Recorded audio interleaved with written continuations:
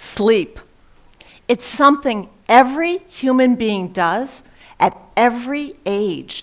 And yet, who feels like you get enough sleep? You're not alone. Most adults don't get enough sleep, and that's not good for our physical, our psychological, and our emotional health. Sleep matters to our well-being. So you can imagine my surprise when a student came and asked for my opinion about texting during sleep. Frankly, I asked her to repeat the question. But in today's world, almost everyone has a cell phone. And the upgrades have made these cell phones smart data devices that we can use to go online, to create and share music and photos, and to use an unbelievable number of apps. For many, calling and texting is the primary mode of personal communication. Texting is especially high in adolescents and young adults. They can exchange as many as 60 to 100 texts a day. And this texting, it doesn't stop at bedtime. And so the new behavior of sleep texting is a technology trend. Sleep texting is exactly what it sounds like.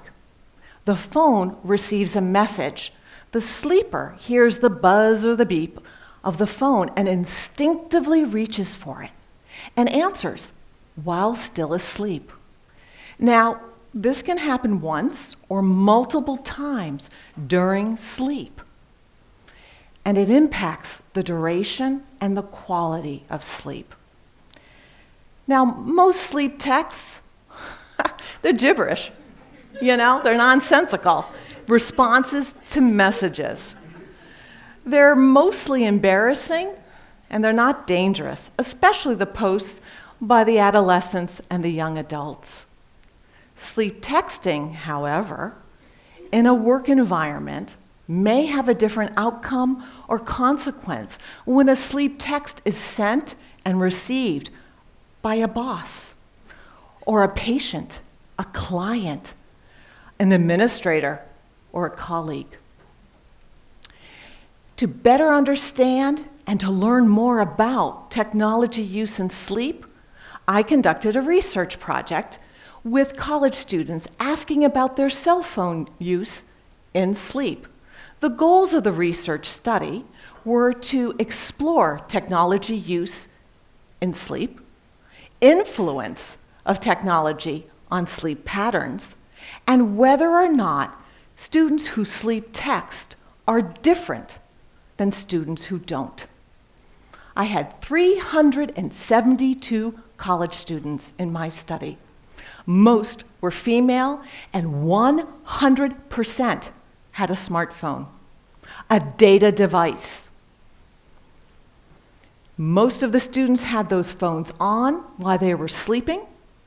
Males were more likely to have it on a table. Females were more likely to have it in bed, on their chest, or next to their pillow. When asked, how many or how often have you sleep texted? A quarter of the sample responded they have sleep texted, and they're not muting or silencing or turning off their phone. What is of concern is that many of the students did not remember the behavior of sleep texting.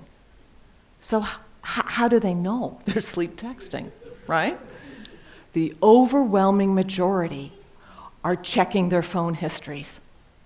This use of a phone history to cue memory suggests that the behavior is not new, and they've done it before. Now, the numbers may be underestimated because they're not remembering the behavior. And the data doesn't have any information in terms of how many texts were sent or when during the sleep cycle.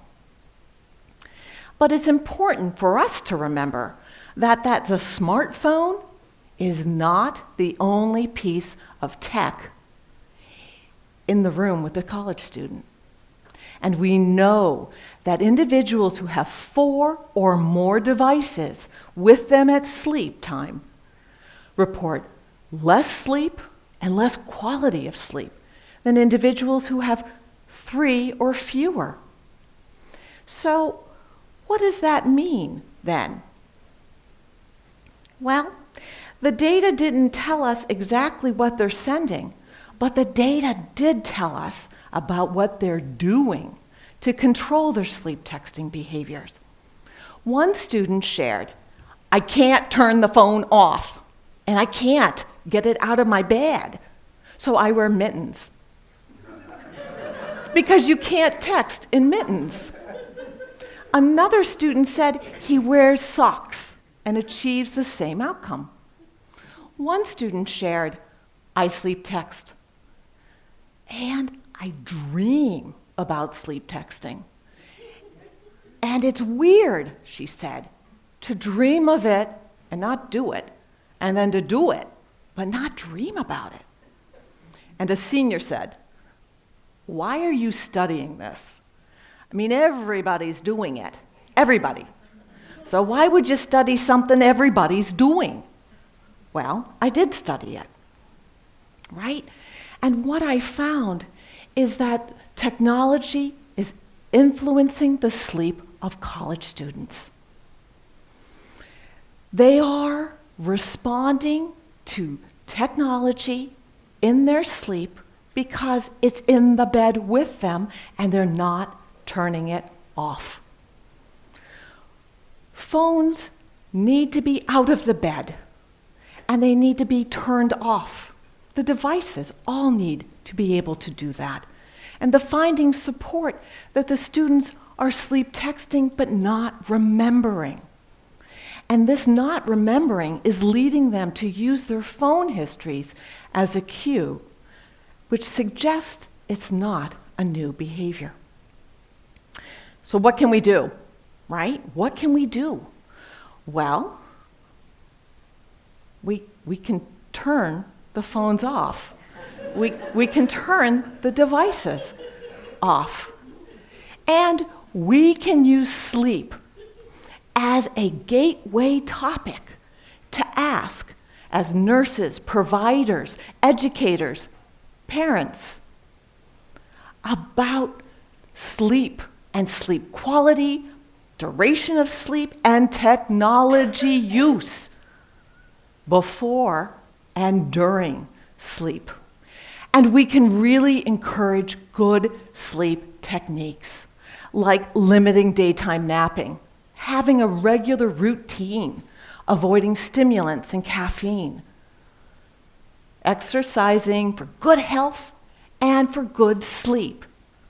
And we can move the technology out of the bedroom, and we can turn those devices off, or mute them, or program them. The sanctity of our sleep deserves protection now more than ever.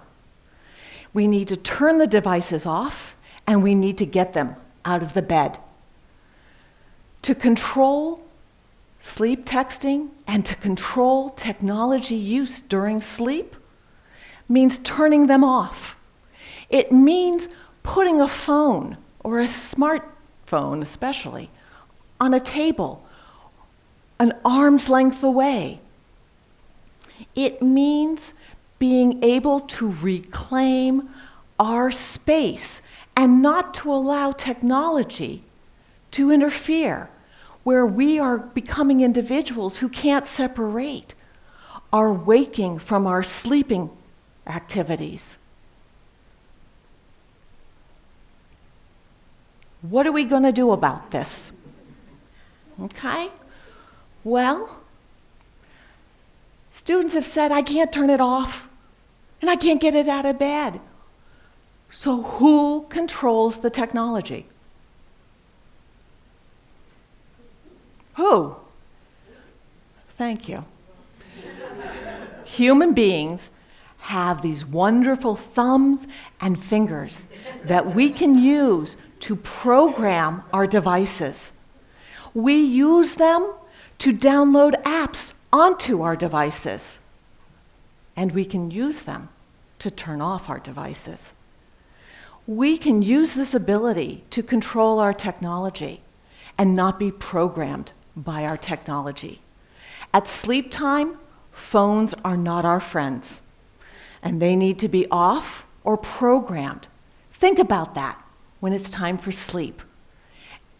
And get an app and put your phone to sleep, knowing while you're sleeping, your phone is resting peacefully and quietly on the other side of the room, please, waiting for you to wake up rested, refreshed, and ready for a new day. Sweet dreams and good night.